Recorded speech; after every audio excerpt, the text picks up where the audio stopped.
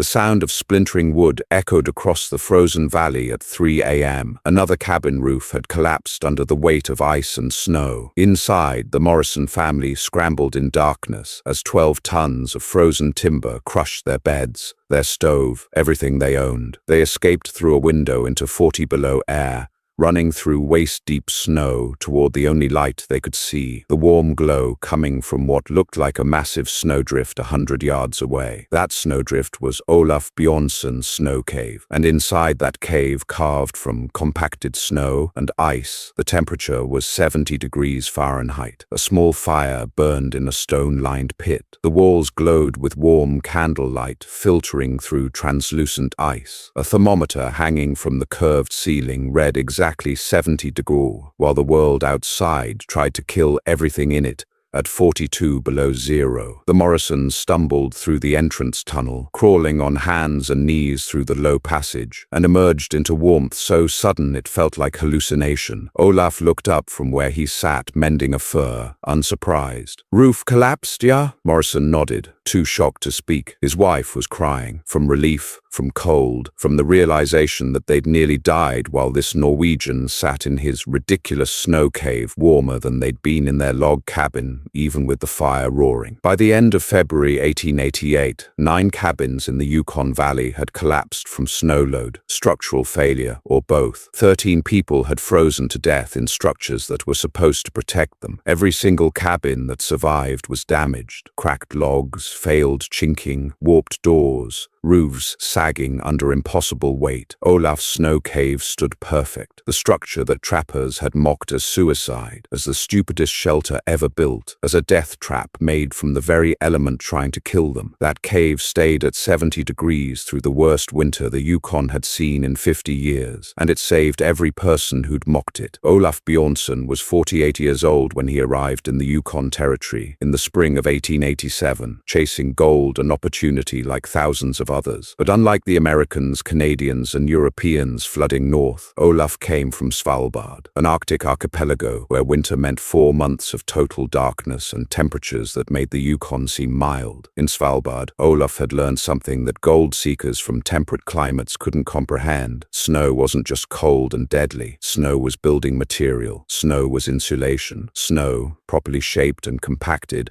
created shelters warmer than any cabin when you understood the physics. The Inuit had known this for millennia, building igloos that stayed warm with nothing but body heat and small seal oil lamps. Norwegian Arctic hunters had learned similar techniques, creating snow caves for emergency shelter that could mean the difference between death and survival. Olaf had spent winters in such caves and understood exactly how they worked. When he arrived in the Yukon and saw how miners and trappers were building log cabins with massive fireplaces, burning through forests of wood trying to stay warm, he knew immediately they were doing it wrong. They were building with materials that conducted cold, that cracked in extreme temperatures, that required constant fuel to maintain temperature. They were fighting winter instead of using it. Olaf would build differently. He would build from snow itself, creating a dome that used the properties of frozen water to insulate rather than conduct, to store heat rather than lose it, to work with physics instead of fighting against them. His neighbors thought he'd lost his mind when he started construction in November. Olaf began his snow cave in early November 1887, as soon as the snowpack was deep enough and consolidated enough to work with. He chose a location with a slight slope, critical for drainage and entrance design. The site was near his claim, but positioned for wind protection and sun exposure. The first trapper to see what Olaf was doing was Tom Henderson, whose claim was adjacent to Olaf's. Henderson watched Olaf digging into a snowbank, piling snow into blocks,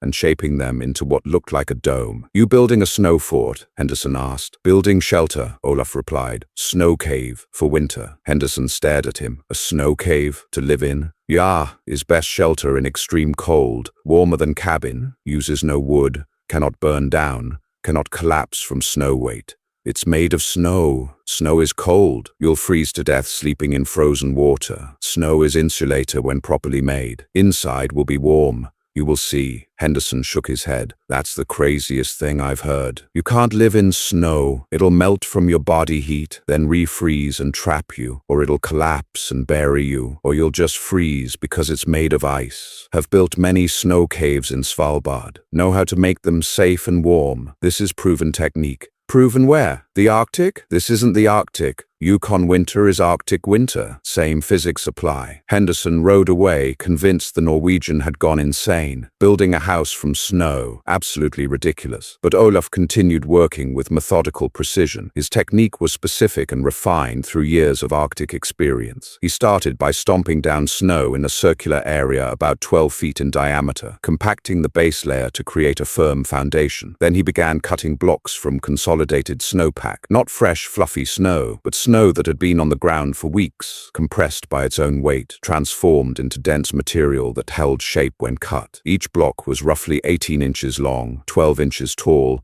and 8 inches thick. Olaf cut them with a long knife, then transported them to his building site. The snow needed to be right consistency, not too powdery, not too icy. The temperature needed to be right, below 15 degrees Fahrenheit for best results. He laid the first course of blocks in a circle about 10 feet in diameter, but instead of building straight up, Olaf carved each block at a slight angle, leaning inward. This lean was critical. It would create the dome shape that made snow caves self-supporting. As he built upward in a continuous spiral, the lean increased gradually. Each block was tilted more than the one below it, creating a smooth, upward curve. The blocks bonded to each other through simple pressure and cold. When you press snow blocks together in below freezing temperatures, they freeze together at the contact points within minutes. Henderson returned a few days later with 3 other trappers to watch the construction. By then, Olaf had built the walls 5 feet high, and the inward lean was obvious. The structure was taking shape as a dome. "That's going to collapse," one trapper said confidently. "You can't build a roof out of snow blocks. They'll fall inward. Dome shape is self-supporting," Olaf explained. "Each block leans against blocks around it. Weight pushes outward and downward, not inward. Is same principle as stone arch. Very strong." "Stone arch, I understand. Snow arch seems insane." "Snow can be very strong when compacted and shaped correctly. This dome will support several tons of additional snow on top." The trappers laughed. They figured they'd return in a week to find a collapsed pile of snow and a frozen Norwegian. But the dome held. Olaf built it up course by course until he was working at the apex, reaching up to place the final blocks that would close the top. The final keystone block was the trickiest. It had to be slightly larger than the hole it filled, so it would wedge in place rather than falling through. Olaf carved it precisely, lifted it carefully, and pressed it into position. The dome was complete. 10 feet interior diameter, about 7 feet tall at the center. The walls were approximately 2 feet thick, 24 inches of compacted snow between the interior and exterior. But Olaf wasn't finished. He began the critical process of finishing the interior. Olaf lit a small fire inside the completed dome, just a few pieces of wood, a modest flame. The heat from the fire warmed the interior air to just above freezing. This warmth caused the innermost layer of snow on the walls and ceiling to melt slightly, just the surface, penetrating perhaps a quarter-inch deep. Then Olaf extinguished the fire and opened the ventilation hole he'd cut at the dome's apex. Cold air flowed in, and the melted snow layer froze again, but now it froze as ice, smooth, hard, and crucially, sealed. This ice layer created a vapor barrier that would prevent warm interior air from sublimating the snow structure from the inside. This glazing technique was essential. Without it, warm, moist air would gradually evaporate the interior snow, weakening the structure. With the ice glaze, the dome became stable. The interior ice layer protected the snow structure behind it. Olaf repeated this process twice more, each time creating a thin layer of ice on the interior surface. When finished, the interior walls were smooth, slightly glossy, and rock-hard. You could press on them without making a dent. Next came the entrance tunnel. Olaf excavated a tunnel starting outside the dome, angling slightly upward as it penetrated the wall, then opening into the interior space at floor level. The tunnel was about 12 feet long, just large enough to crawl through on hands and knees. And critically, it entered below the level of the main chamber floor. This below-floor level entrance was crucial for heat retention. Cold air sinks. With the entrance below the living floor, cold air would flow down the tunnel and out, while warm air stayed trapped in the dome above. This natural air circulation created a thermal barrier more effective than any door. Inside the dome, Olaf built a raised sleeping platform from snow blocks, about 2 feet above the entrance level. This platform put him in the warmest air layer, well above where cold air settled. He built a small stone-lined fire pit near the center of the floor, not for constant burning, but for occasional heating and cooking. The pit stones would absorb heat and radiate it long after the fire died. Finally, the ventilation, a 4-inch diameter hole at the dome's apex covered with a removable snow plug. This hole allowed air circulation, preventing carbon dioxide buildup if fires were burned inside. But it was small enough that heat loss was minimal. When Henderson and the other trappers saw the finished snow cave, their mockery intensified. The structure was invisible from a distance, just a white mound in a white landscape. Up close, it looked like a snowdrift with a small dark hole at the base. "You're really going to sleep in there?" Henderson asked. "Yeah, it's ready now. Very warm inside. It's made of snow. Snow is frozen water. Frozen water is cold. How can it possibly be warm?" Olaf tried to explain. "Snow is insulator, is full of trapped air. Air is very good insulator when cannot move. 2 feet of snow stops heat loss better than 1 foot of wood. Also, snow does not conduct cold. It prevents heat from leaving." "That makes no sense. Cabin has gaps, has airflow, loses heat constantly. Snow cave is sealed, has no gaps, loses very little heat. Small fire heats cave easily. Body heat alone can keep cave above freezing." "I think you're going to freeze to death, but it's your decision." Henderson and the others left, certain they'd be digging out Olaf's frozen corpse come spring. The first extreme cold came in mid-December. Temperature dropped to 28 below zero overnight. Olaf spent the evening in his snow cave, burning a small fire for about an hour, then letting it die to coals. He monitored the interior temperature with a thermometer he'd brought from Norway. When he extinguished the fire, interior temperature was 62 degrees. He sealed the ventilation hole with its snow plug, lay down on his platform wrapped in furs, and slept. By morning, exterior temperature was 32 below. Interior temperature had dropped to 54 degrees. Olaf had slept warm all night with no fire, no fuel consumption, just the residual heat trapped by 2 feet of snow insulation and the earth heat rising from below. He tried to share these results with Henderson. Cave stayed at 54 degrees all night, no fire. Outside was 32 below. That is 86-degree difference.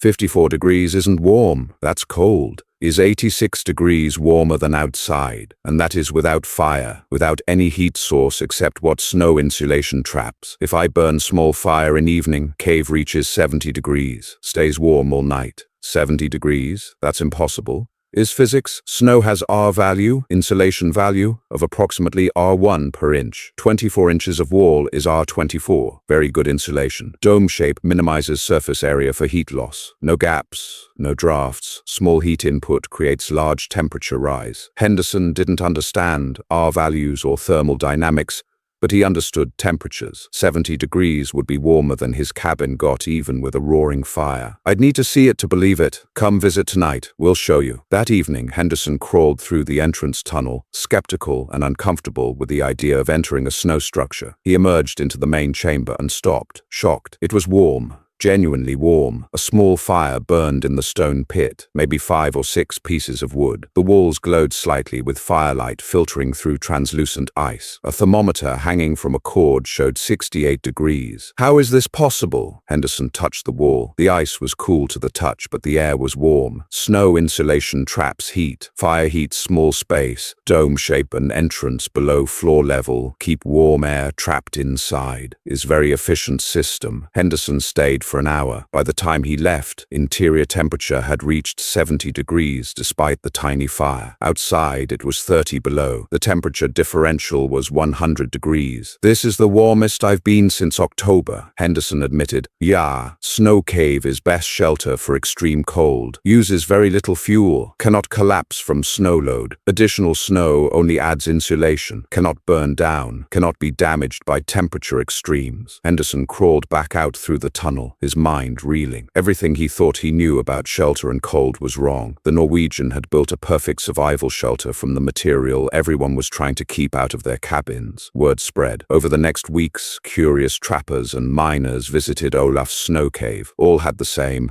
reaction: disbelief, followed by realization. The snow cave was genuinely warm, warmer than any cabin in the territory, using a fraction of the firewood. January brought weather that would define the winter of 1888 as legendary. Temperature dropped to 35 below on January 10th. By January 18th, it had reached 40 below. By January 25th, It hit 42 below zero and stayed there for 10 days straight. But temperature wasn't the worst problem. Snow was the killer. Heavy, wet snow fell continuously through late January. 3 feet accumulated in 5 days. Then temperatures dropped while snow continued falling. 5 feet, 7 feet, 9 feet of accumulated snow weight pressing down on every structure in the Yukon Valley. Log cabins began failing. The roofs weren't designed for such loads. A cabin roof might handle 3 feet of snow. 9 feet, weighing several tons, exceeded what frontier construction could support. The first collapse came on January 28th at 11 p.m. The Henderson cabin, the same Henderson who'd mocked Olaf's snow cave. The roof didn't split cleanly. It buckled in the middle, cracked along the ridgeline,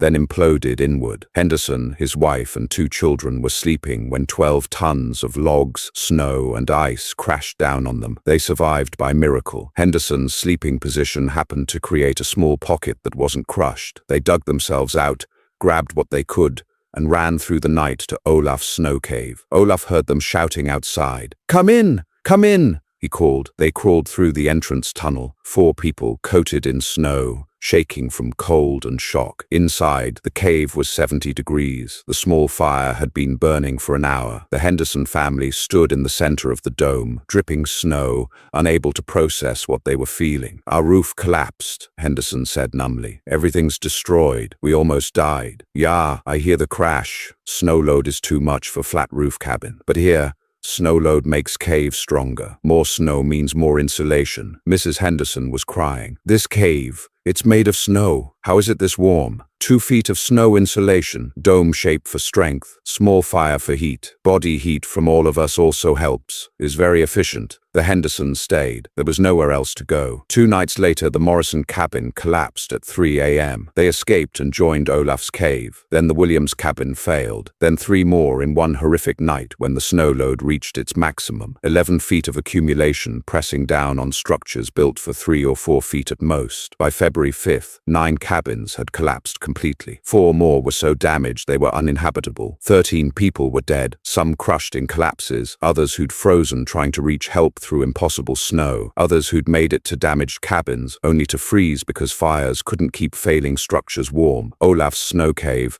held 17 people at peak occupancy. It was crowded, horribly crowded, but it was warm. The body heat from 17 people, plus 1 small fire burned twice daily, kept interior temperature between 65 and 75 degrees. The cave showed no damage. The 9 feet of snow on top had simply merged with the dome structure, adding insulation. The dome shape distributed the enormous weight evenly, making the structure stronger rather than weaker. The extreme conditions lasted through mid-February. The survivors crammed into Olaf's snow cave lived in conditions that would have been unbearable anywhere else. 17 people in a space designed for 2 or 3, but they lived. They stayed warm. They survived while cabins around them failed and people in those cabins died. The temperature measurements were documented obsessively. Survivors had nothing else to do but monitor their environment. On February 8th, when exterior temperature was 42 below zero and snow depth exceeded 11 feet, interior cave temperature 73 degrees with 17 people plus small fire. Henderson's collapsed cabin, estimated 15 degrees interior, no fire possible. Morrison's collapsed cabin, same as exterior, 42 degrees, a temperature differential of 115 degrees between the snow cave and the destroyed cabins. Not theoretical, not estimated, measured by multiple thermometers, witnessed by 17 people who'd thought snow caves were suicide just weeks earlier. When the weather finally broke in late February, survivors emerged to assess the devastation. 9 cabins totally destroyed, 4 more severely damaged, 13 dead. Nearly every survivor had lost their shelter, their supplies,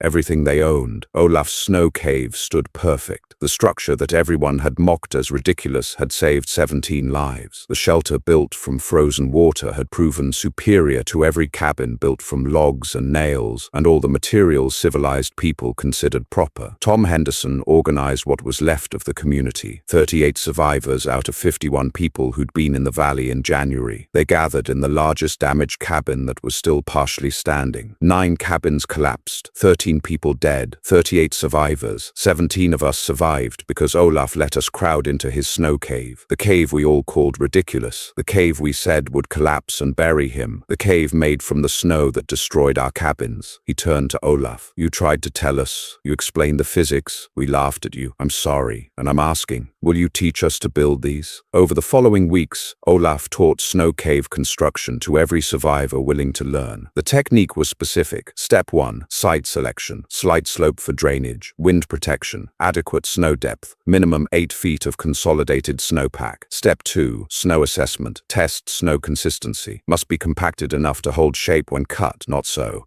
icy, it won't bond. Temperature must be below 15 degrees for best results. Step 3, foundation, stomp down base area, compact thoroughly, create firm platform for building. Step 4, block cutting, cut blocks from consolidated snow. Size, approximately 18x12x height. Transport to building site carefully, blocks can fracture. Step 5, spiral construction. Lay first course in circle. Begin inward, lean immediately. Build in continuous spiral, increasing lean gradually. Trim blocks to maintain smooth curve. Each block bonds to neighbors through pressure and cold. Step 6, dome completion. Place keystone block at apex. Must be slightly oversized to wedge in place. Seal any gaps with soft snow pressed into joints. Step 7, interior glazing. Light small fire to warm interior just above freezing. Allow interior surface to melt slightly. Extinguish fire. Ventilate. Allow melted layer to refreeze as ice. Repeat 2 to 3 times to create smooth ice glaze. Step 8, entrance tunnel. Excavate tunnel from outside, angling upward slightly,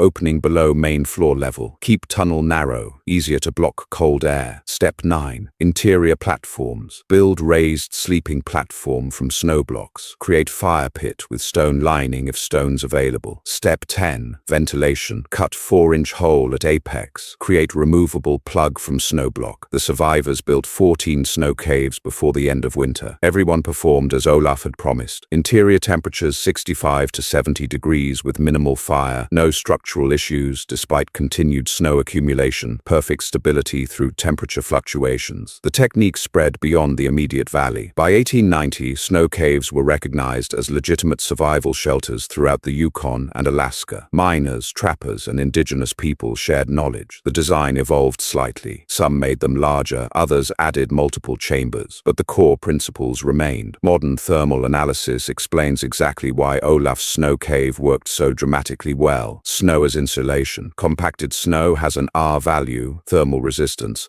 of approximately R1 per inch. Olaf's 24-inch walls provided R24 insulation, better than most modern home walls. The dome shape minimized surface area relative to volume, reducing heat loss. Air sealing. Unlike cabins with gaps at joints, doors, windows, the snow cave was perfectly sealed. No air infiltration meant no convective heat loss, the primary heat loss mechanism in frontier cabins. Thermal mass. The snow and ice structure had significant thermal mass. Once warmed, it released heat slowly, stabilizing interior temperature. Shape efficiency. The dome shape distributed structural loads evenly, allowing the structure to support enormous snow weight that would crush flat roofs. Additional snow added insulation rather than creating structural problems. Entrance design. The below-floor level entrance created a cold trap. Dense cold air flowed down and out while warm air stayed trapped above. Natural circulation that required no doors or seals. Moisture management. The interior ice glaze prevented warm air from sublimating the snow structure while blocking moisture infiltration. The efficiency was measurable, maintaining 70 degrees interior temperature when exterior was 42 degrees required approximately 5,000 BTUs per hour of heat input. A cabin maintaining the same temperature differential required 30,000 40,000 BTUs per hour due to air leakage, poor insulation,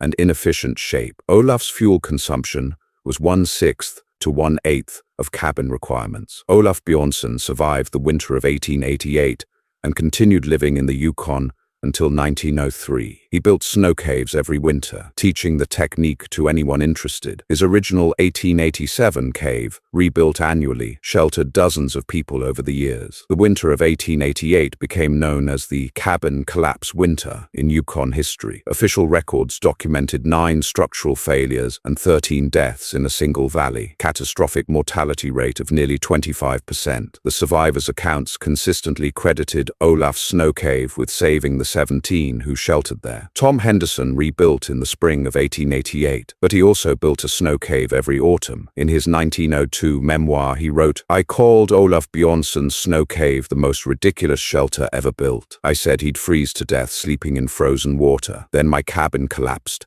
and would have killed my family if we hadn't run to his ridiculous cave. That cave was 70 degrees inside, while the temperature outside killed 13 people. I learned that winter that sometimes the most ridiculous idea is the only idea that works." Modern survival training in Arctic regions includes snow cave construction as essential knowledge. The US military trains soldiers in the technique. Mountaineers and winter campers use variations. The principles Olaf demonstrated in 1887, that snow properly shaped provides superior insulation and shelter, are now established science. Everyone mocked Olaf Bjornson's ridiculous snow cave. They said it would collapse and bury him. They said snow was cold and he'd freeze sleeping in frozen water. They said you can't live in the material that's trying to kill you. They knew log cabins were proper shelter and snow caves were suicide. Then 42 below arrived with 11 feet of snow. The snow cave hit 70 degrees. 9 log cabins collapsed and killed people. The material everyone was fighting against, snow,